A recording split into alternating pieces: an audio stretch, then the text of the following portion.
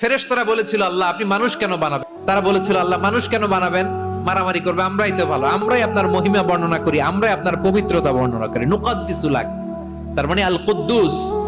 আবার আমার নবী বিশ্ব নবী যখন সিজদায় লুটিয়ে পড়তেন, আম্মা জানা এসে বলেন আমরা তো সিজদার মধ্যে সুবহান রাব্বিয়াল আলা বলেই শেষ, কিন্তু বিশ্বনবী তাহাজ্জুদের নামাজে, নফল নামাজে, সুন্নত নামাজে তিনবার সুবহান রাব্বিয়াল আলা তাসবিহ পড়ার পরে তিনি পড়তেন সুবহুন কুদ্দুসুন রাব্বুল মালাইকাতি ওয়ার রূহ। সুবহ কুদ্দুস রব্বুল মালাইকাতি ওয়ার রূহ।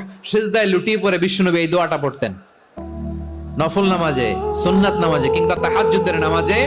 সুবহান রাব্বিয়াল আলার পরে কি পড়তেন? সুবহুন। আওয়াজ করে বলেন সুবহুন কুদ্দুসুন